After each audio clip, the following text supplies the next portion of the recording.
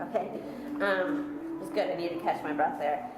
Whereas the Cottage Farming Bill, AB 2516, which amended the MRSA, was signed by Governor Brown and offers licensings to small farmers, but changes state law that could potentially eliminate community cultivation by repealing SB 420, which currently legalizes small farms, but the small farms may now be in severe jeopardy or cease to exist altogether.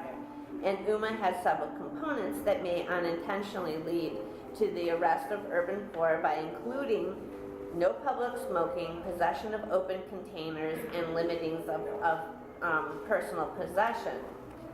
And now we go into the therefores, and these are sort of proposed solutions.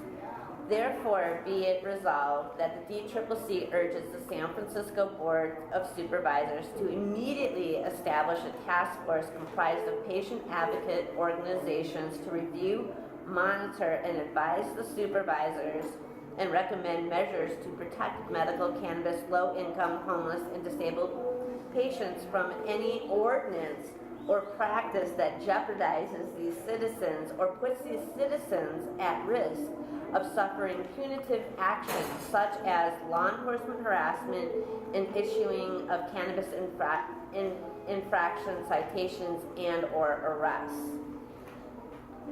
Then we go further and we go up to the state level, and the next further be resolved that the DCCC urge the San Francisco Board of Supervisors to reaffirm San Francisco as a sanctuary city regarding Prop 215 and provide residents with protections from unintended consequences of MRSA and Prop 64 UMA relating to financial costs, cultivating, sharing, citations, and arrests. Also, that the San Francisco DCCC asks the California legislator to shepherd licensing access for small farmers under AB 2516, the Cottage Farming Bill, and prevent enforcement against non-commercial patient gardens, and confirm the immediate establishment of what we call the Bummer Advisory Committee that shall include a patient advocate. So one of the things that the state law did is it set up sort of this advisory board, and what is starkly missing from it is a patient advocate. You have lawyers, doctors, you know, the whole sort of role, right? But you have no patient considered an expert and able to look at the state laws and show the state lawmakers how or if our access to our medicine is going to be, you know, harmed by the laws that they're putting in place. I think something that this also offers is the understanding that they are actually repealing SB 420. So currently, if you're receiving compassion in San Francisco as a low income or veteran or elder, you're probably receiving it from an SB 420 collective, a communal grow.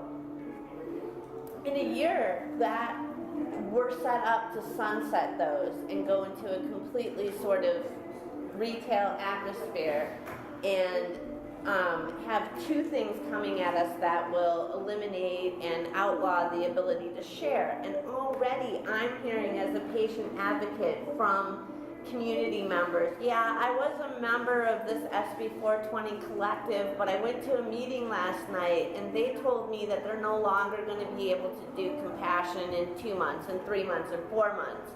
So already we're seeing a whole demographic of patients having the plug pulled on being able to legally get, you know, subsidized medicine from a sharing collective.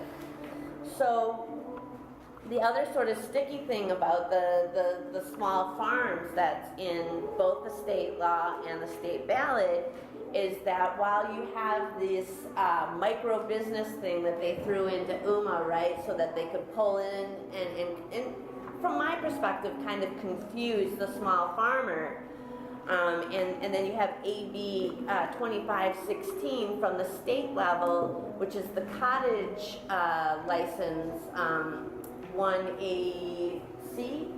And the only thing that they're not really emphasizing with that is that there's a cap on those, that they're going to look at population and decide how many of these that you need. And why I balk at that is I'm like, do you do that to tomatoes? Do you go to a county and say, okay, we're going to need this much spaghetti sauce? I mean, it's ridiculous. No, really. I mean, it's ridiculous to think that the government can calculate, that they have some math other than accrual math to decide, other than who fills whose campaign coffers to decide who gets the small farmer's license and which farmers get pushed to the underground market, which becomes an unfair market for disabled patients when you get to the street level, because it's like that's the market where disabled people get ripped off. Sometimes we can get the best medicine, sometimes we can get the best price, and sometimes somebody just walks away with our money. Sometimes somebody says, hey, if I'm going to give you a ride to point A, you're going to give me half of what you receive. It's got mold and it compromises our immune system. Exactly. I mean, there's a reason why patients depend upon an above board system for our health, you know, and we've become accustomed to it. And so we're seeing a stripping away of access that we had to our local farmers, even if it's stressed right now, even if it's you know, say only the compassion coordinators like myself that are actually talking to the grower and then talking to the patient. At least we had that in between. They're looking at taking a lot of that away from us. In Humboldt County right now, we're hoping to have 8 ordinary permitted farms. And how many people would that throw under the bus? Well, or how many farms? We've had estimations of 10 to 15,000 farms. Is any of those located near Eureka, Weaverville? All over. So they're not going to be little towns? Right now, one person has a permit, and that permit hasn't fully gone through. And they are not, they're definitely what I would call, I mean, a commercial cultivator. Not the kind of medicine that really works for my body. Is that due to the moratorium that was, I guess, just amended up in Eureka?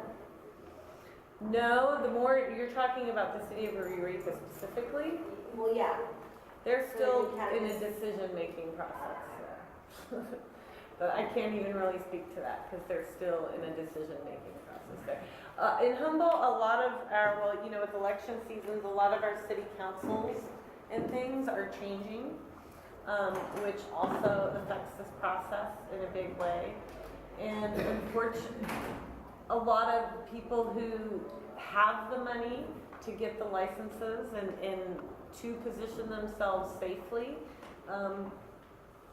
don't have a connection with the patient, because we've been about survival up there and farming, and our farming wasn't about a patient 30 years ago.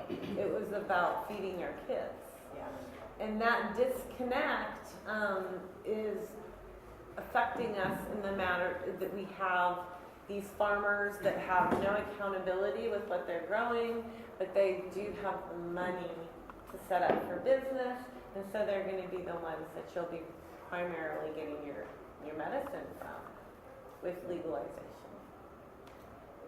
The other thing I just wanted to touch on that I think is really important is the cost not only of the permits, right? The cost of the permit is always going to be passed on to the patient. Yes. Always. We are always going to be paying for the permitting process. And when myself and someone like Steve D'Angelo, who's probably a billionaire at this point, who owns Harborside and is in this investment firm called ArcView, when me and him agree, it's weird. And what we agree upon is that we're looking at probably a triple in price. And then recently, at a town hall in Santa Cruz, Dennis Perone agreed that the price is going to just skyrocket. And that is really how they kind of squash the intent of Prop 215. Black market is going to go crazy, which is That's gonna right. cause more violence, more risk, more issues. But that's already happening. Right, yeah, it's, And I was about to say, We're living and you completely. speak to the end effect of having a limited, a coercive monopoly is really what it is. It's Look at Colorado. Mhm. Yeah. It's a pay to play. Exactly. Those who can afford the expensive license and the permitting process do get in, and the mom and pops who maybe can't afford those fees get left out in the legal code. well, we're working really hard. There's a lot of us that are working really hard to create our own infrastructures. So we do have collaborative relationships with each other, so we are still making good medicines, good tinctures. And we just have to wait to figure out how do we really move forward with all that. But the generations of information and population that provides these medicines that's just like not even a 1%. It's engaging. So I want to open up the conversation a little bit, and I want to thank you guys for, really hearing everybody out. I think that, my hope is that everybody here is going to take this information and pass it along to your neighbors, because really right now, if you believe in polls, which I'm always like, well, who answers the phones for these guys, right? I don't know if I believe in polls, because if you believed in polls, we would have never had President Obama twice. But what the polls are saying is that we are running neck and neck with yes on Prop 64. The no team, we're running neck and neck with them, and the undecided is becoming almost to 10%. People are actually going, wait, because the fear is that people are going to do a knee-jerk, fake progressive vote, and a lot of the supposedly progressive Democratic clubs did this in the voting cycle. They put on their ballot Prop 64, cannabis legalization. Well, your average progressive Democrat's like, yeah, come on, what's taking you so long? I'm for legalization. It's about time. Right? And that's the first trick of this. That's the first trick, is saying, hey, it's just legalization, just vote for it. Just go ahead, vote for it. That's what you want, right? Most people are banking on the stoner mentality that they're legalization, yes, and not read it and not be informed and just like, oh, stone, yeah, I want legal, yeah. Exactly. Bullshit. I want to recognize Attorney Lucia Pepper, who's also done an extraordinary job of decoding this piece and has the background to do it. I raised my hand not to be recognized, but I wanted to add something that everybody should know. What you do between now and the election is super important, because there are numbers. We're at 64 when it came out. It's at 51 now. And we're only, 2.5 weeks away? But we can do this because Prop 19, 3 weeks away from the election, it was polling at 58%. So I have talked to people who do this kind of stuff, and this guy said basically, unless they cheat, right? Like they cheated other people we know. Yeah, like Bernie, they're going to have a hard time. But the problem is, it's so close that it'll make the cheating look like it isn't cheating. So that's why we have to go out and pound this into the ground. That's another trick, right? Yeah, Making the yeah. cheating look like it's not cheating. Look like cheating. So can I tell them I brought stuff? Please. Okay, so we brought handouts. Ron is here somewhere. I want to say nobody really knows who Ron Desio is, right? Maybe people who are watching things in the email. Ron Desio has quietly been chipping away at them in amazing ways I didn't even think of it, didn't look at. Guess what? In Prop 64, they put in the stuff about labor that if you work for what's going to be these big corporations, it takes away your right to strike. How about that? They put that in there, and Ron figured it out, and he's been contacting the labor people to say, did you know this? And they're like, oh no, it's all fine. And then he said, but you know, the labor peace agreement is actually in the initiative. And they're like, what? Maybe we should look at that. So he's been doing that. He's been writing letters to the editors. He got the city of San Paulo to adopt an ordinance saying they oppose Prop 64. So I want to say he's been doing a bunch of stuff, including today we went and handed out stuff. So this is what I have. When you said the cannabis culture, the grassroots people are working all over the state. We are not alone. This guy down in Laguna Woods, who has they've got a collective there, he made some of these bumper stickers. Prevent the death of the cannabis culture. Vote no on Proposition 64. San Francisco is a good area. The one I put in my car said, stop the corporate takeover, but we got that. We've got these handouts where we made a copy of the wonderful chart that the Sacramento Bee made to show where the money's coming from and who's behind it. And down at the bottom is George Soros. All the people who hate GMO and Monsanto, you just let them know that he's behind this and they'll rush out and vote no. We're trying to activate all the anti-GMO people, okay? So if you tweet, tell them he's behind this, right? And, we'll pass them out on the other side of this, okay, $10,000 worth of legal analysis by Prop 64 free. What we did here was this guy who's amazing down in Southern California. He's just, you know how they talk about the 300 or 400 pound hacker in his basement? Okay, this guy isn't that, but he's got just a small space. He's created a little studio, and he's got a green screen, and he's been videotaping this so we look like we're doing a news show. His name is Joe Hemp. If you've ever seen him, he's the unknown comic. He puts the paper bag and speaks for people who can't speak for themselves. His wife made him do that, by the way, because she's worried, right? And they have kids. Teenage children. Right, they've got kids. So he's been doing this, and he's up all night working on this stuff. He's made amazing videos. Has anybody here seen a cartoon, an animated cartoon that talked about Sean Parker and Gavin Newsom opening a pot shop? And it's got Joe Hemp is a hero, a guy with a big green head, and it was made by the Taiwanese animators, but I think Joe Hemp did a lot of it. And they show the good guys, the people who are against it, who are chasing these guys around with a laser beam down the street with a trolley, right? It is so funny. But the things it explains in cute little subtitles, although there's no English version, it explains in a cute way what this is going to do that's so bad. And it's something that's so easy to share with people. People watch it and they'll get educated and they'll go, oh yeah, I don't want that, and they'll vote no. So you might want to look at all these little links. Go ahead. Because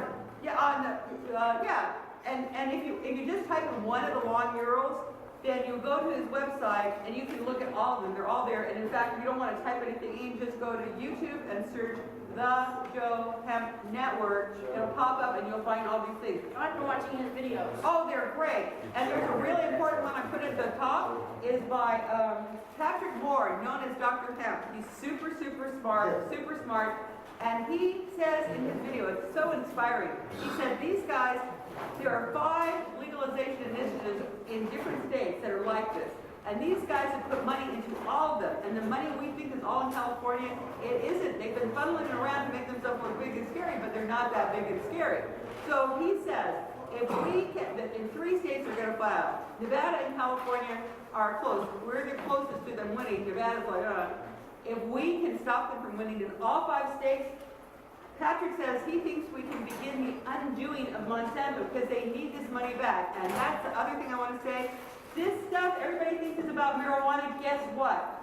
Just like in the book, The Emperor Wears No Clothes, the money is not really in the marijuana.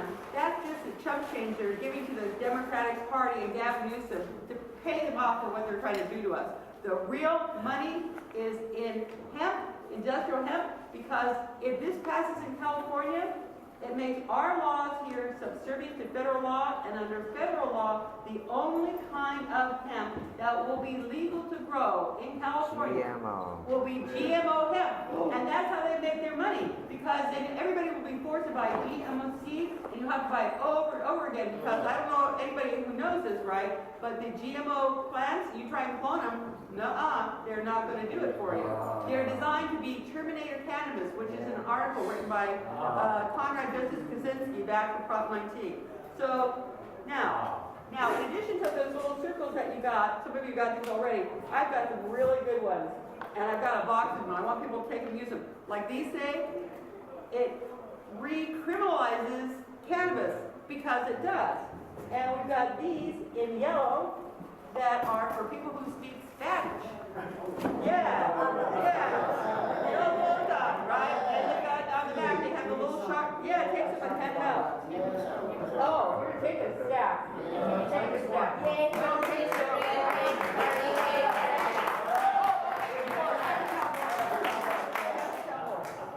Because what I want people to know, when I said the activists, you know what?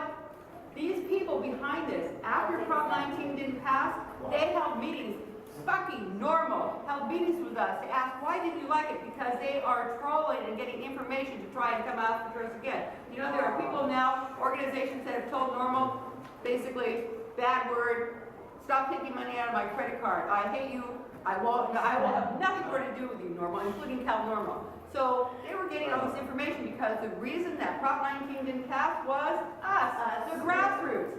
So they knew, they planned, we have to take out the grassroots. That's why they hired people that people trust from Prop 215, like Chris Conrad and Mickey Norris, to go around and repeatedly repeat the same damn lies over and over, which is a technique the Nazis used. Goebbels said, just repeat a big, big lie over and over and over again, and people will believe it, and that's what they've been doing. Now, back to the grassroots. All these little designs, there are like 6 of them, and they're beautiful. And so much effort went into them. And they have a QR on them. If you scan it, you'll get the legal analysis with text, but my comments in red. All these things were designed by a guy named David Murata. He is down in Los Angeles. He had a $250,000 a year job until he got multiple sclerosis. He was working for Paramount Studios, and he lost his job because it affected his hand. He's doing better now because guess what he's using? Right? And he's working on developing strains that are good for it. And one of the things this Dan64 does is it takes out all the people who have been developing strains because it prevents us from growing. So David Murata did all of these. He made the designs he's been putting on t-shirts. He's done a lot more than this. He's been tweeting and he's been Instagramming and all this. And that's just one person I know. But there are other people all over the state doing this. There's somebody named Alfred in another place in Northern California, and he's been doing the same thing, making memes, all the people making memes. We're going to kill these guys because we are the grassroots, and we can do that. I mean, everybody here, take a bunch of these. I've got more in the car. I want you to share them as wide as you can. So you're all here, and we brought them, and we have a few more questions that I wanted to get to. I really want to thank Letitia and Ron for bringing everything. Not just to get the information, but to spread the information. I'm just going to start from over here and go over here. So Sandra, you have a question for the panel? I would like to know how you guys feel about the veterans as far as legalization for us, for mental PTSD, whatever. I think that one of the most important things is even using the V word. I mean, the V word is in our resolution, it was in MCLR. We're not, today, they hadn't had, Prop 64 team had not had anything planned for today. This morning, they tried to kind of take the wind out of the sails, so to speak, and they did a veterans event to say Prop 64, and that's really disappointing to me because most veterans, of course the veterans that they had speak are probably not dealing with a limited check, but like Sandra, who used to be one of the co-chairs of the Veterans Committee of the San Francisco Medical Cannabis Task Force, we know there's thousands of veterans that cannot even afford their medicine. And your goals. They're using Black Lives Matter create too. confusion within the veterans community that somehow this is going to help them access their medicine. There's zero in Prop 64 that will probably help veterans access. I don't know, when you're reading of it, Dragonfly, do you find anything that's gonna help veterans?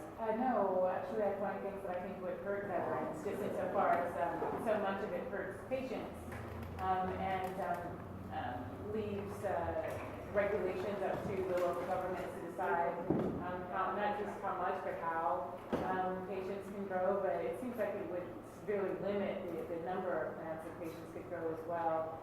And I don't see how that would benefit veterans at all. I do remember reading, it shows up in my article, reading about what was happening in Washington State.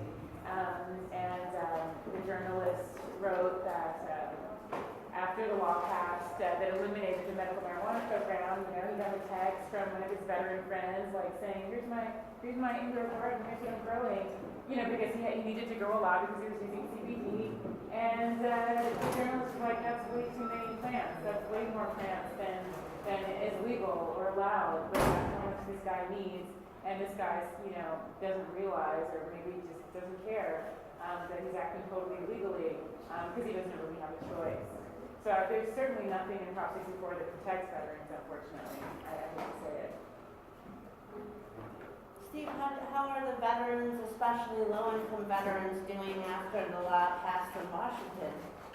Low-income veterans are suffering because they can't afford 502 prices. What they did, though, as part of this PR thing you guys were just talking about, as a matter of fact, was when they passed that horrible SB 5052, which outlawed medical dispensaries, you know, suddenly they had to have a 502 license, which almost none of them were able to get because we have a cap on the number of dispensaries, and most of them went to non-medical shops rather than existing medical. So they shut down the existing medical marijuana dispensary system, started over, reinvented the wheel. But they put in there a provision that, for the first time, specifically names PTSD as a qualifying condition for medical marijuana. So like they put in a little sugar coating to make the medicine go down, so to speak. And of course, the part that they publicized was, look how we're helping veterans. We added PTSD to the qualifying conditions. While they were taking away dispensaries, farmers markets, 15 plants and 24 ounces. We're helping the veterans because they put in PTSD. It's very devious. Another trick. I mean, you see them using PTSD like that in other states too, you know. And the funny thing about PTSD is that, you know, everybody can accept that for veterans, but a lot of people have PTSD through things like sexual assault, domestic violence, you know, etc. Cannabis advocacy. We have Actually got a medical diagnosis for post-traumatic drug war. I don't know that either. I saw a couple more questions. Can someone